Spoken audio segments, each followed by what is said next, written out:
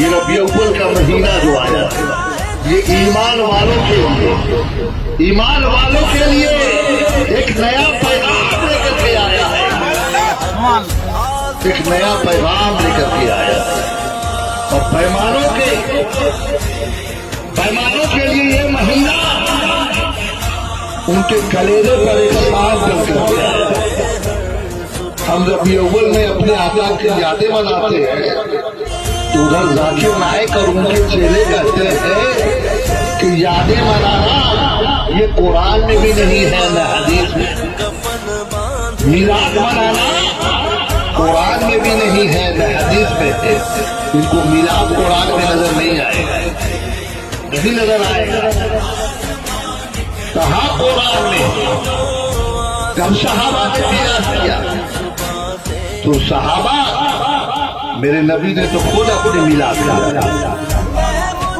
اللہ کے رسول فرماتے ہیں اے بلال تو شمپا کا روزہ اوپر نہ کیا کرو، ربیع الاول کی 12ویں تاریخ اور دوشنبے کا اس دن کا روزہ ترک نہ کیا کرو، کیونکہ میری میلاد ہوئی ہے، اس دن میں پیدا ہوا، میلاد میں پیدا ہوا۔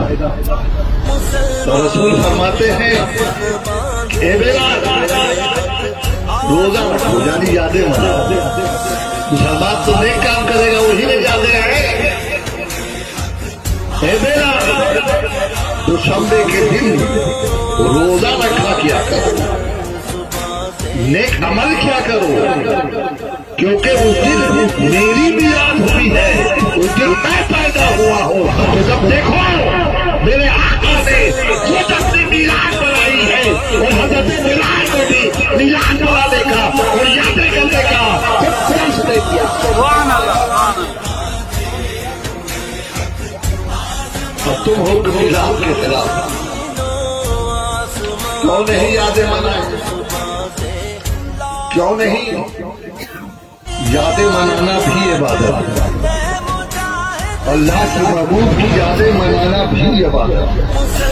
یہ سمجھتے ہیں کہ خالی سجدہ کرنا عبادت ہے، خالی نماز پڑھنا عبادت ہے، ارے نماز پڑھنا بھی عبادت ہے، اور اللہ کے محبوبوں اور اللہ کے دوستوں کی یادیں منانا بھی عبادت ہے۔ نہیں تو میں پوچھتا ہوں حاجی صاحب، ارے آپ حج کرنے گئے تھے نا، تو وہاں جا کر تو خوب نماز پڑھتے ہوں گے، خالی نماز پڑھتے ہوں گے، نماز ہی نہ عبادت ہے، نماز ہی نہ عبادت ہے۔ لیکن ہم نے تو آپ کو دیکھا تو وہاں جا کر کے کعبہ جب گئے تو آپ دیوانے بن گئے، نماز بھول گئے، کعبہ کا چکر لگا۔ آپ گئے ہوں گے تو پہلے کعبہ کا چکر لگاتے، کعبہ کا طواف کیا ہوگا، کعبے کا چکر لگا رہے ہوں گے، ایک نہیں بار بار، ایک بار دو بار نہیں، 7 بار۔ مگر کعبہ کا جب آپ طواف کرتے تھے تو یہ خدا کا گھر، اسی لیے وہ طواف کر رہے تھے، اسی لیے آپ چکر لگا رہے تھے۔ لیکن ٹھیک ہے تو خدا کا گھر کا طواف کر رہے تھے، خدا کا گھر کا چکر لگا رہے تھے، مگر ہم نے دیکھا کہ آپ جب چکر لگاتے تھے تو ہر چکر میں ایک جگہ جب پہنچتے تھے تو آپ اسے ہاتھ لگا کر چوم لیتے تھے، منہ لگا کر چوم لیتے تھے۔ ایک بار نہیں، دوسرے بار بھی دیکھا جب چکر لگایا تو سنگ اسود کے قریب پہنچے تو آپ نے دیکھا کہ اسے چوم رہے ہیں، تو اس کے بعد بھی چوم رہے ہیں، 7 بار گھوما، 7 بار چوم رہے۔ ارے خدا کے گھر میں چوما چاندی کرتا، آپ تو خدا کے گھر گئے ہیں، وہاں تو سجدہ کرنا چاہیے، صبح جب یہ نعرہ بولنا چاہیے، یہ چوما چاندی کرتا، کعبہ کا چکر اور یہ چوما چاندی کیسا؟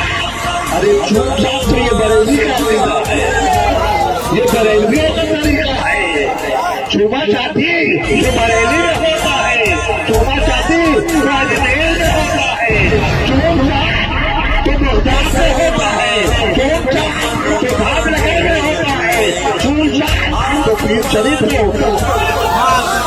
یہاں کیا چنا کیا چنا ہے؟ اللہ کا گھر چنا جاتا ہے، اللہ ان تمام چیزوں سے بے نیاز ہے۔ اسی لیے آزان میں جب اللہ کا نام لیا جاتا ہے اللہ اکبر اللہ اکبر تو کوئی بندہ چومتا ہے نہیں، اللہ چوم جاتی چیز نہیں ہے، ان چیزوں سے بے نیاز ہے۔ جب محمد رسول اللہ بولا جاتا ہے تب چوما جاتا ہے، پتہ یہ چل گیا جو اللہ کا محبوب ہوتا ہے، جو اللہ سے قریب قریب ہوتا ہے وہی چوما جاتا ہے، وہی چوٹا جاتا ہے، اسی کی تعظیم کی جاتی ہے۔ اللہ کی تعظیم کرتا، ارے اللہ تعظیم کے لیے نہیں، اللہ عبادت کے لیے، عبادت خدا کی کرو اور تعظیم مصطفیٰ کی کرو، اسی کا نام عبادت ہے۔